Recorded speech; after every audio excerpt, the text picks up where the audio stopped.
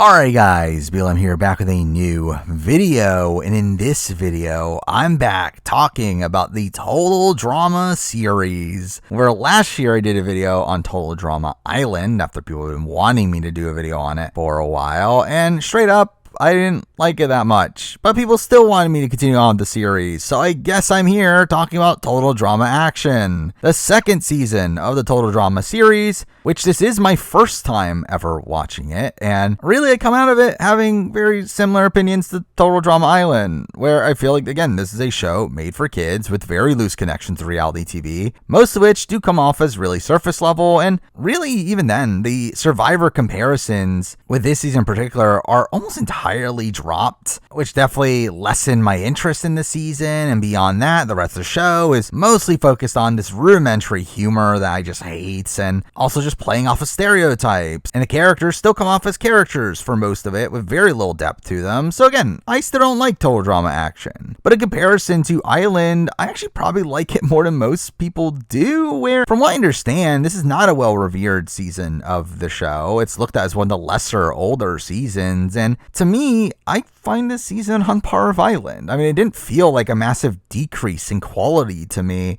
where I literally just have the exact same issues as Island I do with Action, to where, while I do feel like Island is probably a more notable season as a whole, I actually think this season probably does some things better than Island, to where, while those things don't necessarily click with me, I do feel like when I look at these two seasons from a pure quality standpoint, I do feel like they're pretty equally matched. But either way, I will be running through my thoughts on the season from beginning to end. Let's start off with episode 1, where we literally pick off right where the last season left off, with the 14 closest to winning being given the chance to win another $1 million, even though they never even gave out the first $1 million. But here we have the players reporting to an old film lot, with the entirety of the season being focused around these movie parodies, mostly taking the place of the survival aspects, which were a major focus on Total Drama Island, to which again, it very much feels like they just removed the Survivor parallels of the show and ended up lessening on the reality TV focus jokes to instead focus on mirroring that of films and making more pop culture references that seem to take away from its initial premise. Now, each challenge is based on a different movie genre, allowing for the show to tackle a new genre and make fun of it every episode, making the episodes feel even more episodic in that nature, with each obviously having this vastly different theme to make each episode unique, which I should mention that also that the episode names are puns off these movies as well, which is a nice little touch. But in terms of the game, if we're gonna call it that, it does mostly remain in the same format as the last season, with again, it being kind of a mirroring of Survivor format-wise, but obviously having a very different aesthetic here, with it taking place on a film lot, with the confessionals now being in a makeup room, the cabins are now trailers, and the campfire ceremony is now a dramatic award ceremony, where everyone that stays gets a Gilded Chris Award, obviously playing into Chris's narcissism, while the eliminated players get into a limo that exhausts dirty gas, because that's total drama for you, of just thinking that people interacting with smelly things is funny. But obviously here we get reintroduced to storylines that were there in season 1 that get further expanded on this season, like Harold's love for Lashana and Heather having lost her hair, to where she says she's on this season to get money for a weave, which really the subplot of Heather having lost her hair ends up being made a meal of on this season, with them constantly making jokes about it. We also see that Beth and Lindsay are now best friends. We see Bridget and Jeff constantly making out, to where we get really dumb ramifications for this later on. We also have Izzy refusing to participate until she's called Kaleidoscope for some reason. Anyway, they're all taken to the set of a monster movie, where we see an animatronic monster being controlled by Chef Hatchet chase them down, to where the goal for this challenge is for them to make it to their trailer before the monster catches them, which is kind of dumb. And straight up, the challenges on this season just felt so arbitrary to me, where like I felt like with season 1 I understood a lot more of the structuring of the season, of okay, this is a reward challenge, this is a immunity challenge. It's like with this season, just challenges are happening left and right, with very little purpose to them. It just feels like they're happening for the sake of making more jokes with these specific movie genres. But we also get the setup to the Gwen and Trent relationship, which obviously ends up being a major storyline early on in the season. Here we do see most of the players end up getting captured, including Justin, who ends up charming the monster as he's captured, because that's Justin's content for you. Though I will say, I do actually like what they do with Justin on this season. Again, being one of the few characters on this season that plays into the reality TV tropes as well, where he gets introduced here talking about how he's a master strategist and now he's in it to win it. Where again, it feels like they definitely gave him a lot more to do on this season than with Island, which I do think is something that is done relatively well on this season, is giving the characters that didn't have much to do on Island a lot more to do on this season. And while it does take away from certain characters that were more prominent on Island, I do feel like it allows for someone like Justin in particular to shine on this season. Anyway, we also see Izzy getting crushed by the monster and thrown around by it, though obviously having fun despite doing that, to where we then get a confession from Owen talking about how he's jealous of her giving the monster attention, which was really stupid. But Owen ends up being the last player to not get captured here, because as the monster picks him up, it ends up breaking down, to which we then get fat jokes of him being told to stay off the Cheeto Puffs, because that's Owen's character for you. But afterwards, we do see him eventually passing out, and it taking him 10.5 hours to get to the trailer when it was only 3 blocks away, to which right as he arrives, we then see the monster arrive, to which he drops out Izzy with her saying thanks for the date, which is just weird. And also, what do you know? It turns out the challenge didn't matter. It doesn't lead to anything. It was just a challenge happening for some reason. And as the monster leaves, he ends up crushing the trailer anyway, only for it to then be rebuilt right after, which we follow this up with a reward challenge being split across gender lines. To immediately after going in, we see food on the table, to which Owen, being Owen, eats everything there but the salad, because we need more fat jokes, to which it turns out that the food was just all props, and the contest was to actually find a key inside of them, which is a stupid challenge, but Owen ends up burping it out, giving him the win anyway, to which he gets to pick which trailer the men sleep in, only for him to pick the crushed one, only for then Chef to rebuild it anyway, which makes you question, did anything that happened in this episode really matter? Either way, we get the episode 2, where we start off this in most episodes with the players eating breakfast, where we get the same jokes about Chef's bad cooking, but also we end up seeing Jeff and Bridget constantly making out, which annoys the others, which will obviously play a factor later on. But the challenge this episode ends up being based around alien movies, of them having to find an alien egg and escape, because I guess that's a thing. Well, obviously this leads to this entire episode being a parody of the Alien series, with the two fastest here getting to pick teams. Obviously the entirety of this episode ends up being pretty much a direct parody of the Alien series, where we see Chef running around in an alien suit and shooting at the players, leading to us getting this dumb Matrix style fight between Izzy and Chef. We also see Owen being asked to get taken out because he can't stop farting, because that's Owen for you. Along with Heather eventually getting shot, which she loses her wig, because again, obviously. But along with all this does come a bit of a subplot involving Chef, with him being upset at him not receiving his paychecks, which obviously plays into the storyline of him wanting to rig the game moving forward. But also here we get a decent amount of content around Beth, with her dreaming about marrying Justin, and says that if she can concentrate really hard, her dreams can come true. And it really just feels like in this season they kind of just turn her into the female version of Harold. They're just constantly being love struck and just no one taking her seriously. Though this episode does also have a lot of focus on the Gwen, Trent, and Duncan love triangle, with Gwen and Duncan bonding over their love of alien movies, in particular Alien Chunks, a movie where you blend aliens into a drink, I guess. But eventually Bridget and Jeff get kicked out of their group, because kissing couple is always the first to go, which, I mean, I guess that's the rule. It's definitely the kissing couple. By the way, their group ends up finding eggs in the boiler room. As they say, alien eggs are always in the boiler room, which I guess is a trope. They end up escaping. Through the escape, they end up breaking all the eggs anyway, because that's the show for you, with Trent sacrificing his egg to catch Gwen's necklace, which props up how nice of a guy he is, though afterwards he ends up finding 2 eggs on the ground anyway, to which he gives it to Gwen, meaning that they're the 2 winners of the episode. Also meaning that they're the 2 captains who have to go against each other for the pre-merge phase of the season, which obviously ends up feeling like a really forced storyline moving forward. But strangely after this, we directly cut to them just voting off 2 players with like no real setup, which felt very abrupt, with this being the first Golden Chris Awards,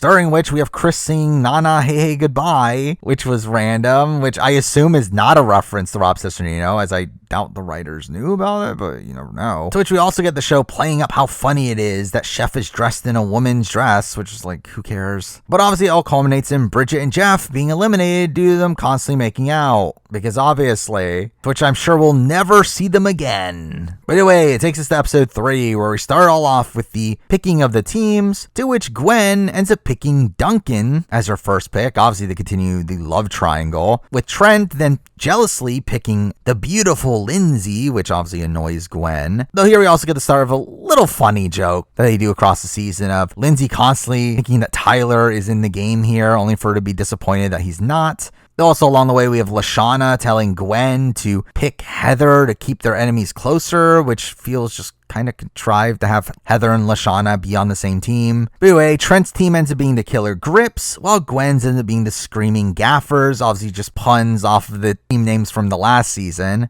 To which we do get a little humorous joke from Heather saying that Grips are better than Gaffers, which leads to the gaffer of the show leaving due to no respect. But anyway, the beginning of this episode actually doesn't have a movie theme, which was a bit interesting. It did definitely lead to the beginning of this episode feeling a lot more like Total Drama Island, where instead it's more focused on this challenge of the teams having to set up film set at the top of a mountain, which again plays into the Trent and Gwen relationship, with Trent smack talking the other team, ends up doing a lot of the work himself to show off to Gwen. We also have Heather wanting to copy Trent's strategy, only for the entire team to turn her down, outside of Harold, who wants to be in an alliance with her, only for her to shut him down, which feels very un-Heather-like to turn down an alliance, to where you would think they would make her accept it and then mock him in confessional. But either way, once we get to the top, it's obviously revealed that none of this mattered, as the real challenge is actually making a movie using this movie set, which is all really dumb. And really both movies end up being different movies, which also feels like unfair if we're talking about this from a game standpoint, which I don't know why we are. But either way, one ends up being about an elderly woman, while the other one ends up being about a thug, with the goal being to have Chef show emotion, during which we do have Heather demanding a break, talking about union rules, only for Chris to talk about how he's the only one in the union, which again, really playing into these more general entertainment industry jokes over reality TV in particular. But anyway, here we have Izzy playing the old lady, while Duncan ends up playing as the gangster, with DJ getting emotional that they didn't pick him to play as the tough guy, to which this ends up being the start of Chef's relationship with him, where Chef wants to toughen him up and proceeds to try to rig the game for him, which ends up being kind of an interesting storyline. But anyway, during the shooting of the scenes, we see Izzy instantly break character because it's Izzy, while Duncan actually does well as a gangster who's emotional over missing his goat, to which Chef obviously cries from that, leading to Izzy being the one eliminated here, though she says that she's not going anywhere until they call her E-Scope, meaning E-Scope is eliminated here, to which I'm sure we'll never see her ever again. But anyway, we get to episode 4, which ends up being themed after 1950s surfer movies, which I guess that's a thing. But anyway, it leads to a challenge here where they bounce on a surfboard the longest, with the winner getting a head start on the next challenge, where it sees the return of season 1 fan favorites, the Sharks, because they were obviously fan favorites. But obviously here we get dumb jokes like the Sharks biting DJ's pants off and Owen breaking his board, to which he ends up splashing all the water out of the tank. But here we also get the little joke of the Sharks getting a break due to union rules, which again is a little funny, I guess. And this leads to this really surreal scene following this of Chris now shooting at the players with seagulls, to which he ends up shooting and knocking over Justin, to where the Sharks then proceed to give him CPR, which was weird. Which I should also mention the fact that throughout this episode, we do have Beth and Lindsay both fighting over Justin, because obviously with Justin flirting back with Beth, saying that he'll do anything to win, and it's just pretending to like her for an alliance, which is playing up his role as a villain. Anyway, the following challenge ends up taking us back to Camp Wawanaka for some reason, where the gaffers have a 30-minute head start in building a sandcastle, to where Harold just builds one right away, which again makes the head start pointless. Which I should mention that there was a subplot across this episode about how weird Trent is and how he's becoming more obsessed with Gwen, leading to him creating a castle with 9 of everything, which everyone ends up thinking that the number 9 represents the number of letters in their names combined, which is stupid. It's like, why would you think that? Anyway, Birds end up destroying Harold's castle at the last second, giving Trent's team the win. To which they then reveal that now that means we need a tiebreaker, because I guess this is a best 2 out of 3 challenge. Like, that comes out of nowhere. But here the players are told to build a bonfire, to where it leads to Trent carrying 9 sticks at a time, which obviously freaks Gwen out. But turns out the challenge is actually just a dance-off, where you have Trent versus Lashana, with Trent pretending to be hurt so that he can throw the challenge to Gwen. Though obviously this episode does end with no elimination to it, which I guess should bring me to the overall structuring of this season, where again, the way this season is structured is a bit strange, where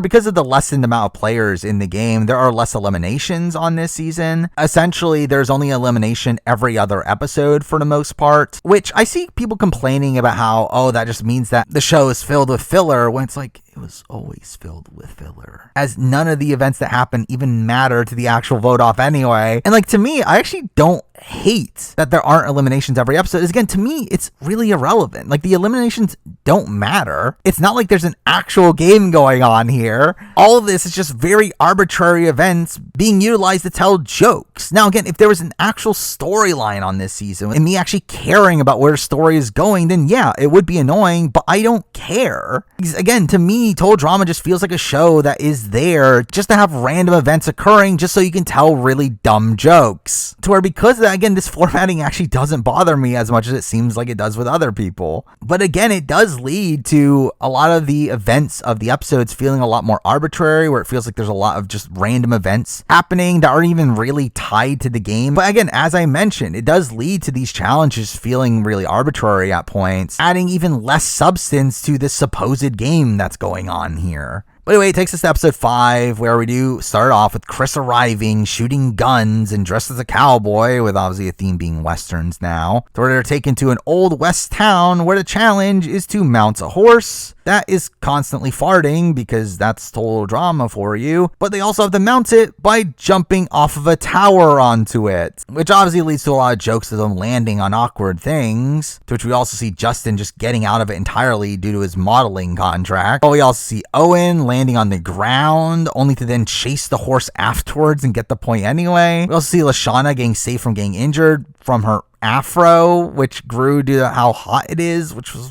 weird. But anyway, we also get more dumb Gwen and Trent content, with Gwen being scared to jump and Trent telling her really just all the wrong things, like break a leg and don't fall, only for her to end up falling and landing on the horse anyway, only for Trent to then accidentally break her arm as he picks her up, because again, they obviously need to add up all these ridiculous things happening to get Gwen to hate Trent here. This is all followed up by Chris wanting to do a quick draw cowboy showdown, with it being a fight to the death, only for him to then get a call from the lawyers telling him that they can only shoot until they're mildly injured or until they cry like a baby, which again, that's Total Drama humor for you. Along with the fact that we also get Chris later wanting to brand the players until legal tells him not to, which is also very strange. Either way, the next challenge ends up being kind of Big Brother adjacent, and it being cow roping, where the grips are the cowboys. However, the cows that they have to rope are the gophers, who are now dressed in cow outfits and have to wear udders, which again felt kind of Big Brothery. Though here we see Trent once again throwing the challenge for Gwen,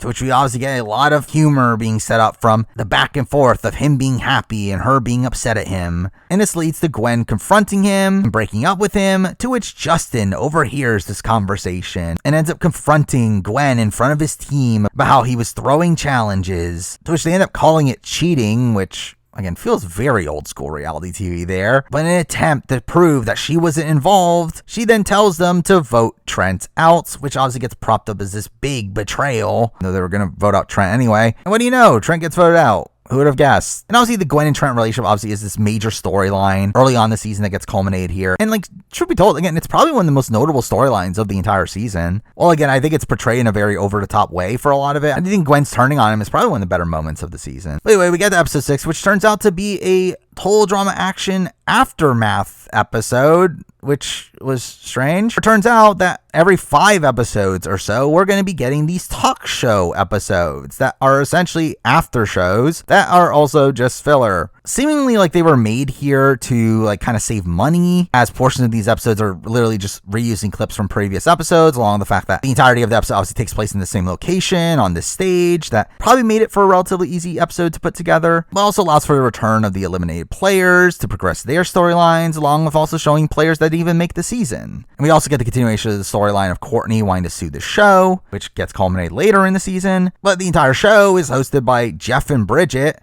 because we need to get more bickering between the two, and obviously leads to their own arc later on. But obviously a lot of this episode does have a big focus on Trent, with the audience clearly on his side, and we do see his reaction to finding out that Gwen gave the go-ahead to vote him out, to where we also get the reveal that number 9 didn't come from Gwen, but was a number from his childhood that he relayed back to his dead grandfather, which obviously is just trying to make Trent into an even more sympathetic character. To which we do see the other players then debate which side they're on, with Jeff supporting Gwen and Bridget supporting Trent, because we obviously need to see them arguing even more. So again, like every other Aftermath episode, they end up coming back together by the end of it. Anyway, we get to episode 7, where we start off with a pointless segment of the players being locked in their trailers, only for Owen to obviously start farting, because that's, again, Owen. Anyway, it leads to it being prison flick day, leading to a challenge of them having to eat garbage, which I guess is a thing you do in prison. So throughout this episode, we do have Trent's old team wanting Gwen to throw a challenge to them to make up for the fact that he had been throwing challenges, though we have her constantly struggling in doing so, where we have her facing off against Lindsay in this, to where Gwen ends up having to spit out Beth's retainer, which was in the trash, to where Lindsay pukes because of that, which leads to her losing there. Well, we then get an obstacle course later on for immunity, where we do see Justin convincing his team to just let him do nothing, which leads to the team being behind initially.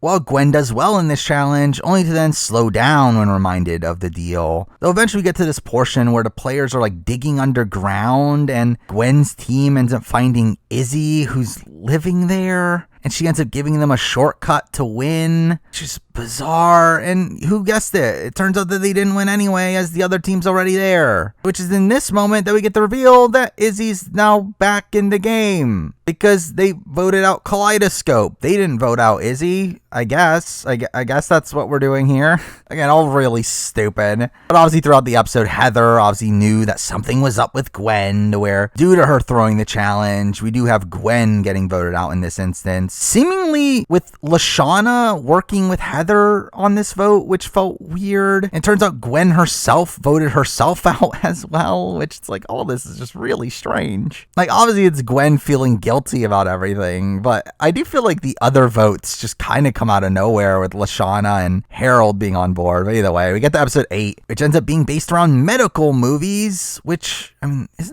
this even a movie genre? I feel like this is more of a TV thing than a movie thing, but either way, they're all given medical books to study, along with pizza, because they need to method act as a med student who's pulling an all-nighter and has pizza, I guess. But here we do have Justin, once again, using his looks by taking off his shirt to get Beth to read the book to him. While Owen ends up starting to get symptoms of disease from the book, and while he's later put into a bubble, everyone else ends up getting sick as well. There being talk about how they can't let everyone die, only for Chris to say, imagine the ratings, because that's obviously all he cares about. Eventually, Duncan and Lashana obviously realize that the books were actually fake, and that the pizza actually had itching powder on them, and this was just the mess of the players, because obviously. Anyway, their team ends up winning the reward challenge here. We're following this. We do see Lashana wanting to make an alliance with Duncan and Harold, only for to try to blindside Heather, but Harold refuses to work with Duncan, which did feel reminiscent of the Brandon Frank dynamic that we saw in Survivor Africa, of someone being so against being in an alliance that would be to their benefit simply because of their intense hatred for another player. But in a strange twist here, we do get it being revealed that only one member of the winning team can get the actual reward, which ends up being a one night away with their best friend, which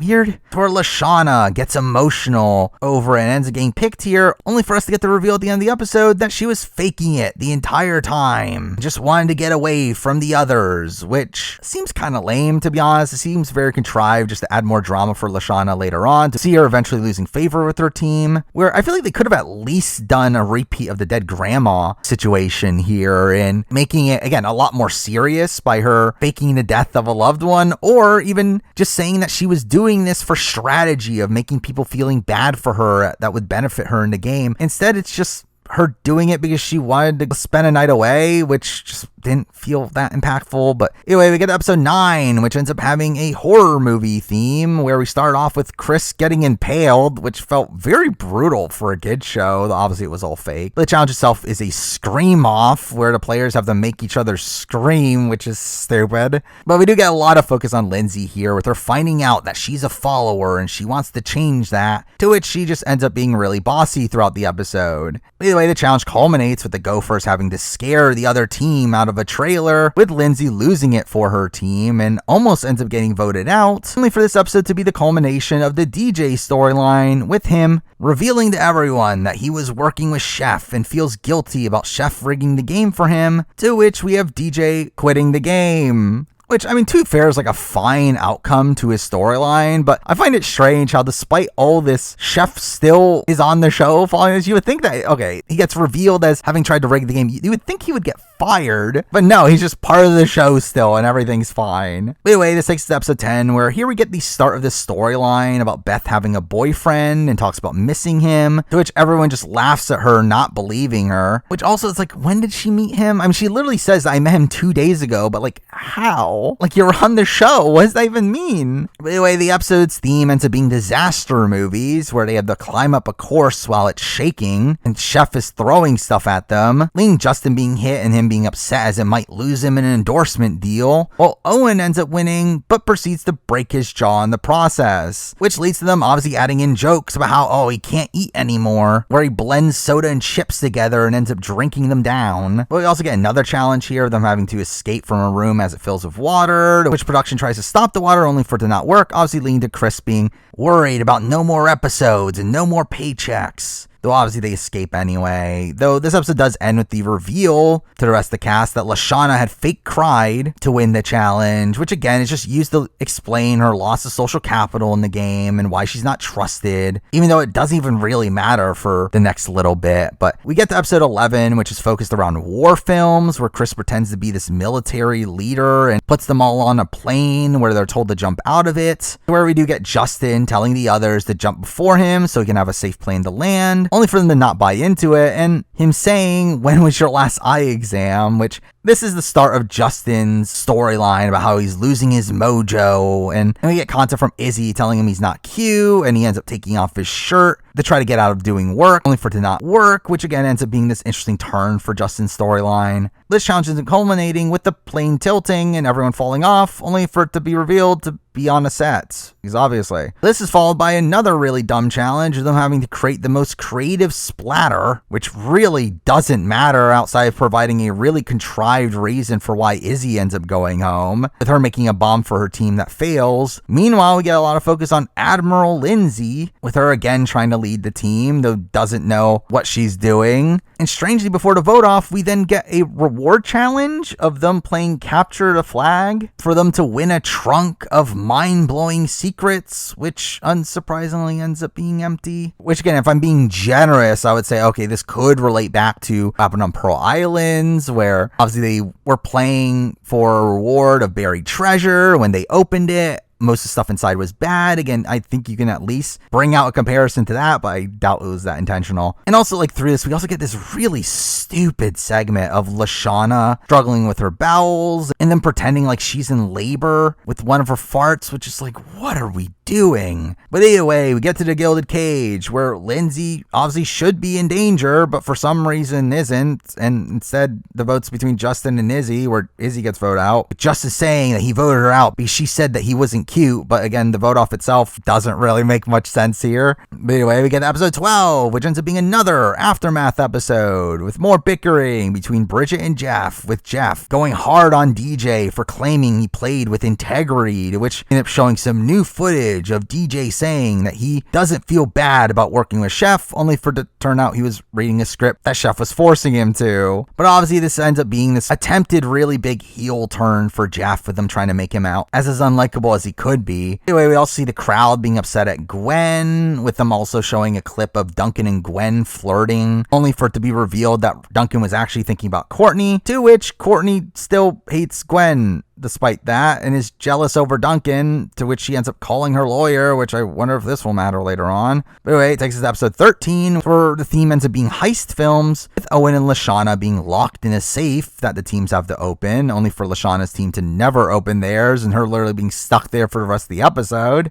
But again, the tasks here end up being pretty boring until we get the reveal that Courtney's now joining the game, with her lawyers having negotiated her back into the season, and her literally just getting to decide which team wins the challenge, with her deciding on Duncan's team, obviously, though she ends up getting placed on the opposite one, to which Courtney can't be voted out here as they can't afford any more lawsuits, which is stupid. And despite that, Courtney still gets 4 votes, only for them to just nullify those votes, leading to Courtney's vote being the only one that matters, to which she ends up voting out Owen, which, thank fucking God. Again, Owen's easily my least favorite character on the show. Simply just how juvenile the humor that they use with him is. And again, I'm happy they voted him out here, and I'm sure we'll never see him again, obviously. Then we get to episode 14, where early on in the episode, we get a lot around Heather and her trying to secretly cut other people's hair as she take it for her own, which is stupid. But we also get a lot of animosity being shown towards Courtney, with it getting revealed that Courtney is allowed to keep her PDA, which is the most early 2000s thing that's in this show, but able to do so due to her lawyers negotiating for her to be allowed to keep contact with the outside world, which, again, this was a real reality show. This would be so stupid. And we do see it playing dividends later, but she also gets other benefits like a gourmet dinner with producers and better sleeping conditions with a private bathroom, and again, really just this over-the-top portrayal for her here. But anyway, the challenge itself ends up being based around period movies, aka caveman movies, which is not what I would think of when I think of period movies, but and also it's like, again, how many caveman movies are there? But anyway, this ends up being really boring here, though we did get more drama between Duncan and Courtney, with Courtney thinking he hooked up with Gwen, even though she was literally shown the clip during the Aftermath show that he didn't, but whatever. They ended up having a challenge of having to knock each other off a pedestal, to where Duncan and Courtney end up making out instead. But obviously all culminates in them being in a challenge where they knock each other off a pedestal, only for them to then make out instead, which, whatever. Really nothing ends up happening in this episode. It's a pretty dull one. But we get to episode 15, which is about sports movies, and we get a pointless challenge at the beginning that's literally just there to determine seedings for falling round, which are also irrelevant. Though we once again get a rematch between Courtney and Duncan, where they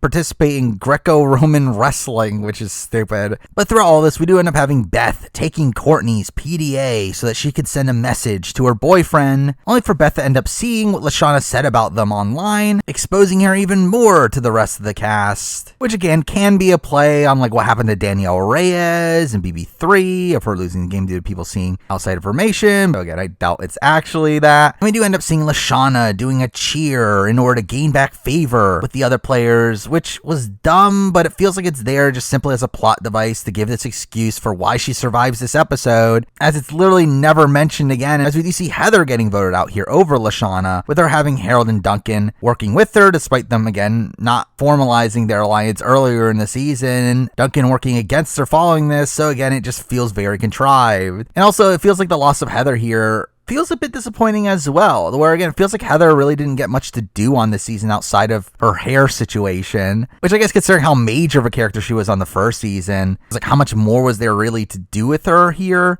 But considering I feel like she was one of the better characters the first time around, really played into the reality TV tropes the most, I feel like the fact that she was pretty absent from this season to be kind of underwhelming. But anyway, we then get to episode 16, which has a spy theme, with Chris showing up as a Bond villain and everyone falling through a trap door, during which we have Beth accidentally hitting Justin in the eye, which he now ends up worrying about his job and that he might have to work for the circus, because I guess those are the only two options. But also in this episode, the merge happens, which is just like a complete afterthought as it really doesn't matter. But we do get to them having a challenge where they have to defuse a bomb, with Courtney being the only one to know how to do it, to which she then makes a deal with the others to share the prize money 50-50 if she helps them, which they all agree, only for each bomb to be wired differently anyway. And obviously when these bombs explode, what they really do is just make everyone smell, because again, that's Total Drama's humor. But anyway, it takes us to episode 17, where here we see Justin wanting to create an all-guys alliance, because we obviously need more of those in reality TV, which obviously consists of him, Harold, and Duncan, who obviously hate each other still. But anyway, the theme for the episode ends up being superhero movies, where everyone has to wear tights and are told to make up their own superhero, with the most creative winning a power in the following challenge, which essentially leads to this being a top model ripoff of players coming out and being judged on their outfits, with Beth and Justin coming out as pretty much the exact same character. We get Harold as Captain Alberta, obviously making Canada proud by eating a burrito and then farting, which knocks Chef out, which is, again, just so stupid. And they really couldn't go that far without just adding more of that humor to the show. And thank God he's here to pick up the torch that Owen left off. So we get Lashana being super aqua chick. We get Duncan literally just putting a fake eye on his forehead and calling it a day. We have Lindsay literally just coming out as Wonder Woman. But anyway, the winner ends up being Courtney, who is the human cricket and can make piercing noises by cranking things on her feet, which is something. But this ends up leading to a pretty boring challenge following this, of them having to leap over a building using a trampoline, and really they just montage through this, which really makes it feel like the writers themselves realized how boring this was, which makes you question why'd they script this into the show then? Wait, Courtney wins immunity here, to where the plan was to vote Courtney out, but now the vote is between Lashana and Duncan, with it seeming to be based around gender lines, though Courtney siding with Duncan obviously, and Harold now being set up as the swing vote, where Beth ends up campaigning to Harold, to which I did get a little chuckle from him saying, "Tell me something I don't know," and her saying her boyfriend has 2 dogs named Steve, which is such a dumb joke. But we also see Courtney campaigning to Harold, get him to vote for Lashana, only for him to say he won't vote for Lashana, only for him to then vote for Lashana. It just feels so out of character for Harold to be voting out Lashana because of game reasons, of him being worried the girls are going to pick off the guys, which is like, I feel like Harold wouldn't care. And like, we instantly see him regret his decision right after he does it, which also, again, just feels like dumb writing of them realizing this doesn't actually make sense, so they try to bring it off as this like irrational decision made by him that he instantly regrets. So all this is just really stupid. But anyway, we get to episode 18, which ends up being another aftermath episode. This one has lots of focus on the Heather and Lashana rivalry, which again was mostly subdued on this season, with obviously Lashana having a lot of other storylines, while Heather again just was kind of in the background. But here we obviously have Bridget being upset with Jeff again, with saying that he's now a Chris clone and that he's essentially being a dick. Where we end up seeing him put the interviewed players into electric chairs and shocking them when they lie, with Jeff even goading them into doing so, and this leads to Bridget breaking up with him, only for him to later get in the chair and him confess his feelings and they get back together, and it's like, again, who cares? Anyway, it takes us to episode 19, where we do have a fairy tale theme, I guess, where it starts with the tropes of like Cinderella, with Courtney becoming a princess due to the slipper fitting on her foot, leading to her being the damsel that the others have to save, but also leads to them exploiting her for merchandise, with her singing and them selling that as a CD, and them also selling dolls of her, which obviously plays into these like pop idol stereotypes, which again is just kind of random for them to be doing here. But again, Courtney being Courtney ends up calling her lawyers to get compensation for them, only for them to decide to just drop her and make Beth the princess instead, which obviously plays up the ridiculousness of Beth being a princess, but also just shows you like corporate greed and these other things that are pretty prominent in Hollywood. But we also get this like bizarre segment where Chef is dressed up as a troll coming across a bridge, to which Duncan says it's priceless seeing Chef as a transgender troll, which it's like, why is that being played up for humor? Either way, a lot of this episode ends up focusing on Justin, who's upset at people for not falling for his typical tricks, and he ends up asking Courtney what's her secret in getting through through life with deformities, which is really stupid and leads to him asking himself throughout the entire episode, what would Courtney do? And also leads to Justin getting a bit of a crush on Courtney, leading to a bit of a rivalry between him and Duncan, with Justin being the one to end up saving Courtney, only for it to be revealed that they now have to compete in a sword fight to determine who gets immunity, with Justin deciding to give up immunity here as he would never hurt a lady, which he's then thrown off a building and proceeds to get critically injured, which leads up to his eventual vote off, which I think is a pretty great, satisfying way for him to go here. Them essentially losing everything in the process, though we do also have this weird moment of them faking out that Duncan was eliminated instead, with Tristan just saying that he was joking. And we do have Justin leaving with like Courtney saying it was all strategy. And we see none of the women really caring about him anymore, which again is a great way to see him go out. Anyway, this takes us to episode 20, where we see the players find a flash drive that has a message from Chris telling them to find him, with Courtney figuring out that he's in the bank heist set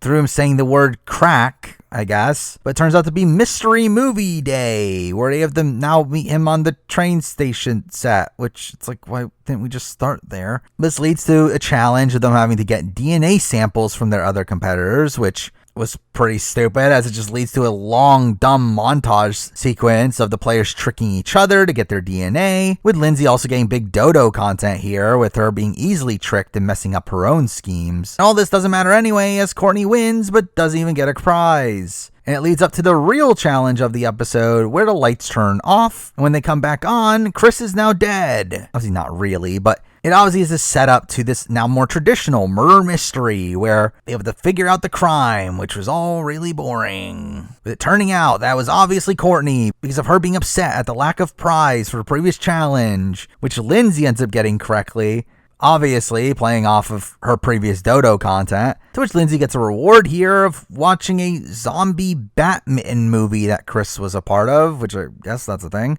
and gets to pick a friend of her choice, to which she picks Duncan, because that's the writing of the series for you, because it makes no sense why she would pick Duncan. It's obviously them trying to play that up as humor, but again, it's just not funny. Either way, we got to episode 21, where the movie genre here is rock and roll biopics, which it's like, was this even a genre at this point? I feel like there were like not that many at the time. We definitely have a lot more of them now, but whatever. Throughout this entire explanation, we do have Owen just sitting there eating popcorn, where he was supposed to wait for his cue to come out, which again is the most Owen thing. This is where Chris has an announcement that he can do whatever he wants, and he's gonna bring someone back. To which Lindsay thinks it's Tyler, only for obviously it to be Owen and him coming out again. Which, again, why do we need Owen back? Again, Owen's my least favorite character, though I actually think what they do with him in making him this like production plant is actually kind of an interesting twist to his storyline. But first off, we do get a challenge that's pretty dumb, of them having to just play music, which I found boring, and considering what I know of the following season and how music based it is, it's probably not a good sign. But Courtney ends up performing the best here, only for Duncan to win because he broke a guitar, because that's what rock stars do.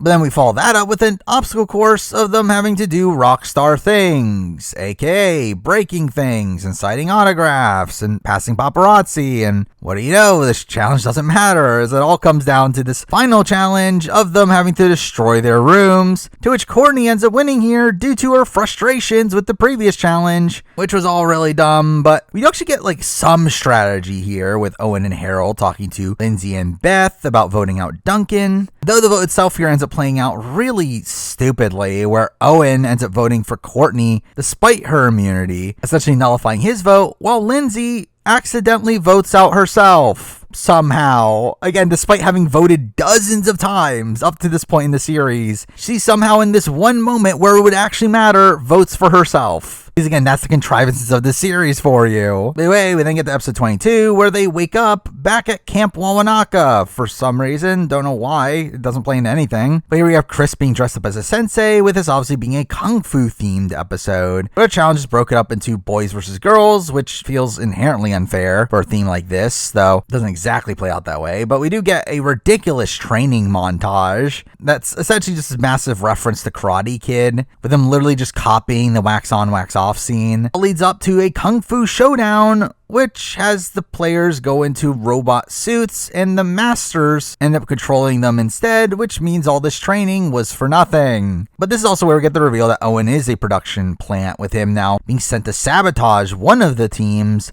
only for him to then sabotage both of them, which obviously leads to nothing. But anyway, the boys win the reward challenge and are told to now climb the tallest island to find a kung fu master at the top, while the women are told to work in the kitchen. Which, again, how was this allowed? And through this, we have Courtney being annoyed that she's forced to work with Beth, as they're the only women left in the game, and Beth not buying into their alliance. Though Courtney does let Beth use her PDA as a way of counter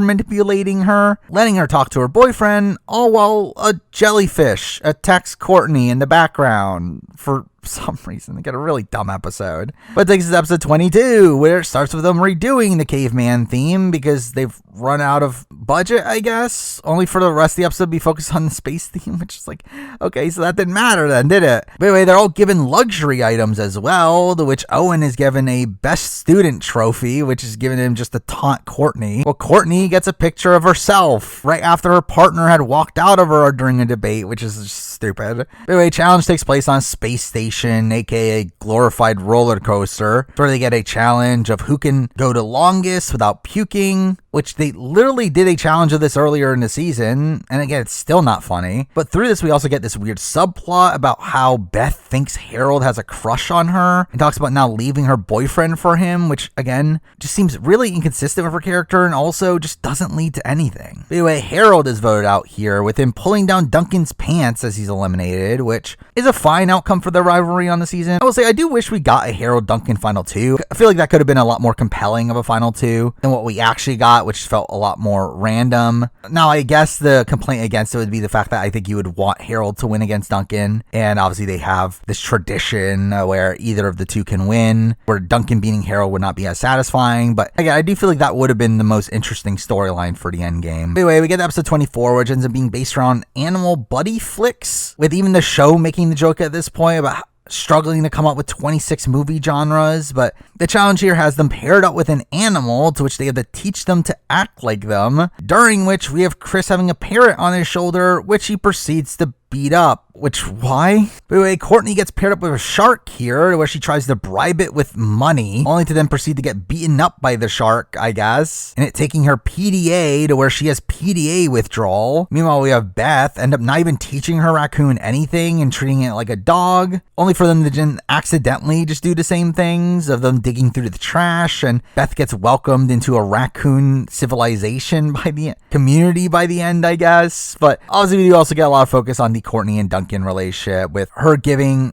him a 32-page letter of all of his faults and her detailing all the things that he can and can't do, which he had been going over all night, leading to him being really tired all episode, culminating in the vote off where Courtney gets blindsided here due to Duncan not voting due to having fallen asleep, which is a humorous downfall for Courtney here that feels very reminiscent to the Heather elimination and how this big villain for the season gets taken out at the last second in a way that really highlights their character flaws, which again, I did find that to be a satisfying outcome. Oh, while during this, we also have Courtney learning from her lawyer that Owen is a mole, leading to him also being eliminated here, with him being fired due to him being a bad spy, to where we just out of nowhere get our final 2 of Beth and Duncan, which again is random. And to be fair, it does kind of mirror the Owen and Gwen final 2 from the previous season, though I feel like Gwen was a lot more likable of a character than Duncan. I feel like Duncan's character, to truly feel like a satisfying winner on this season, need to have a bit more redemption to him, to which he doesn't really get. And also with Beth just not being as much of a main character as the likes of Owen, I think this just really comes off as a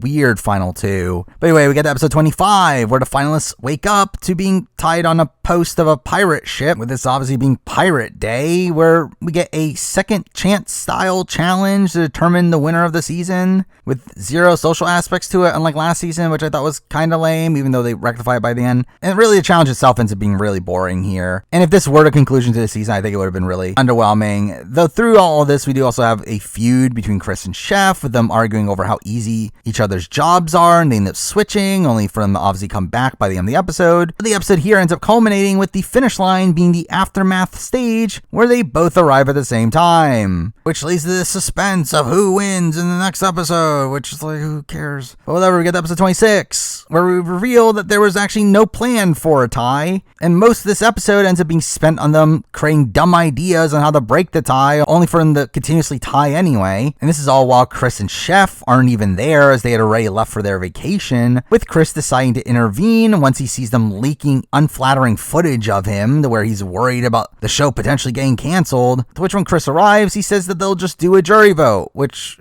why didn't we do this to begin with? And we do get jury questioning, though it's pretty boring. It's really just used as a way to give each of these characters one last joke. Like other Total Drama seasons, the result here differs per country, where the result I ended up seeing was the Beth win, to which in that moment Brady, her boyfriend, comes out and it's revealed to be real. Meanwhile, Duncan has a consolation prize of him asking out Courtney. Pretty much the same ending as last season, with Gwen obviously going out with Trent despite losing, while otherwise we obviously get the opposite of that. We have Duncan winning, with Beth's consolation prize being Brady showing up. Both serviceable outcomes, where I really don't think one of them is necessarily better than the other. Like, I think if I were to pick one, I'd pick the Beth winning option, as I feel like Duncan winning this season never really fully felt right to me, and him going out with Courtney has more weight to it than Beth meeting Brady. So I guess I'll go with the outcome, though really both of them are just kind of fine. But with that, we then get to episode 27, the final episode, an episode that aired months later, much closer to the start of the following season, which is also an hour-long episode. It essentially ends up being a reunion episode, where the show Celebrity Manhunt ends up doing a special on the Total Drama cast after they were nominated for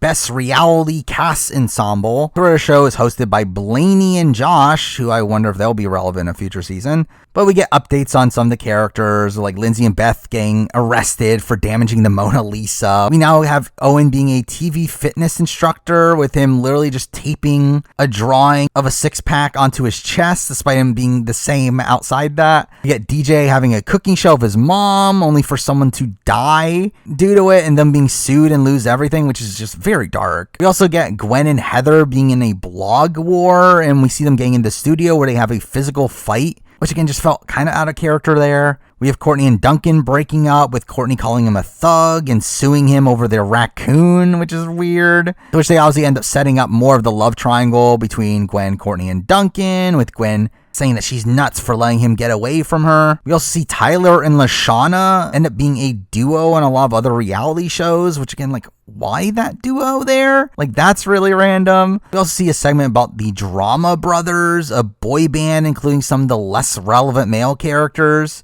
which just seemed to come together just to give them something to do in this episode. Harold having just left the group to become solo, which leads to more mocking of him. Also, this ends up being an introduction to a Total Drama superfan, Sierra, who ends up playing into the typical tropes of celebrity stalkers, with her being in almost every segment beforehand, and ends up being the interviewer at the award show, which again, I wonder if she'll be an important character. But through all this, we also get this setup of the mystery of what happened to Noah, which it's like, who cares? But it turns out he's Chris's assistant now, where Chris and Chef end up denying them entry into the award show, and instead letting the stars of the next Total Drama season, Total Drama Dirtbags, obviously showing them being thrown away for the next hotness, as is typical Hollywood trope. But we proceed to see Chris winning the award for Best Host, only to thank everybody but the cast, leading to the cast creating a plan to hijack Chris's interview the next day, where they are planning on premiering the next season so that they could become famous again,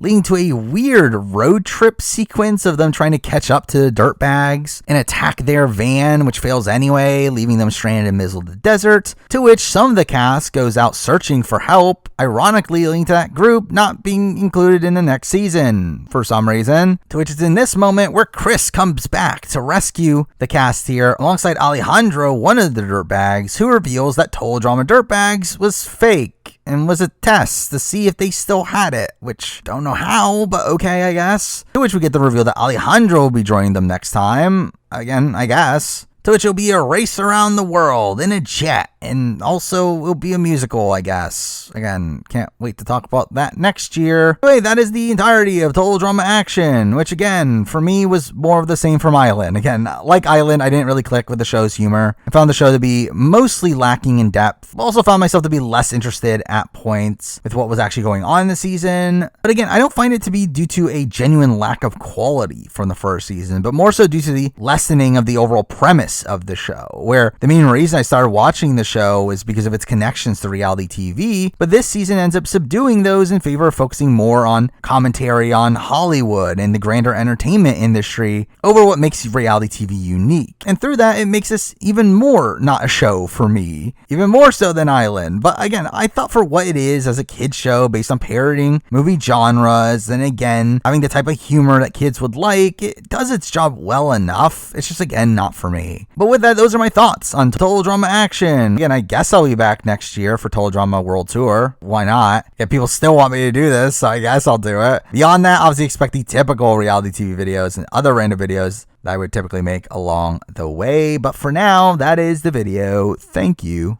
for watching.